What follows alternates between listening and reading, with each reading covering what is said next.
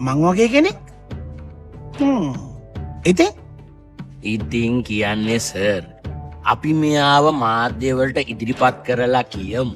විපක්ෂය මෙයාව භාවිතා කරලා ඔබතුමාට අපහාස වන විදිය වැඩ කරනවා කිය. කෙලින්ම වැව් කේස් එක වුණත් මෙයාගේ පිටින් යවන්න පුළුවන්. මරු අර ගොඩ දාන්න අමාරුයි කියපු කිඩ්නැප් කේස් එකත් මේකෙම ගොඩ දාන්න පුළුවන්. සතුටුයි. සතුටු නැද්ද සර්? ඕනම් මේ යකා එක්ක හිටියා කියලා මැඩම් වඩියෝස් කරන්න පුළුවන්. පුස්පට්ටෝ එමින් කතා කරපන්. ඔය ටික ඇහුණත් ඇති අර පුස්පට්ටිට මට යරේරමන් නැති කරන්න. අපි මිනිහා තමයි මේ හැම දෙයක්ම කළේ. අහිංසක මගේ කරපිටින් තමයි මේ හැම දෙයක්ම ගියේ කියලා මාධ්‍යවලට ඔප්පු කරමු. වැඩේ ඇදිලා එනකොට අපි මිනිහව අන්තරස්දාන කරමු. එතකොට යානි හඬයි කතා කරන්නේ අපි විතරයි.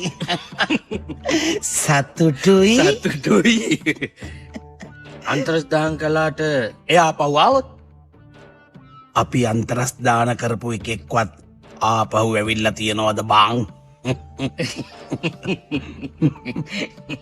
දැන් මිනිහා කොහෙද ඉන්නේ?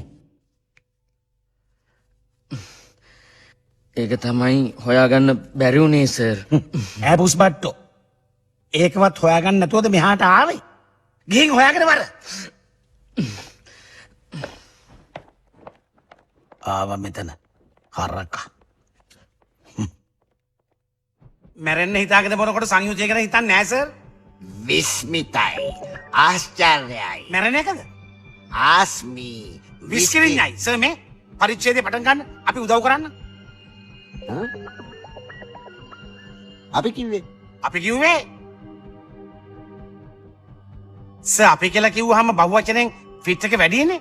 මම සර් මං සර්ට මං කියවපු පැරණි පොතක බෙහෙත් පට්ටෝරුවක් දෙන්නම්. කරුණාකරයෙන් සටහන් කරගන්න පැහැදිලිවම. තමුසේ පොතුත් කියවනවද? මං හිතුවේ කට කියවනවා විතරයි කියලා. තොට වේන්නේ ඉතින් මං කට කියවන එක විතරයිනේ. මොකද්ද ඈ? නෑ සර්. කොතල හිඹුට්ටු. පොඩ ඉන්න. තමුසේ තොට කියලා මට මොනවා හරි කිව්වද? තොට නෙමෙයි.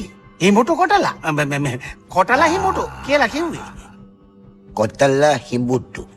කොතල යකිනාරං. වැල්මි. සුවඳ කොට්ටං. කොණ්ඩි පට්ටං. සෝරි.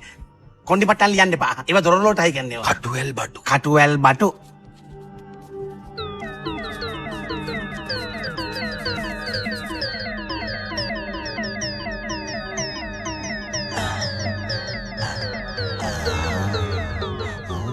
මගේ අතීත මුතුන්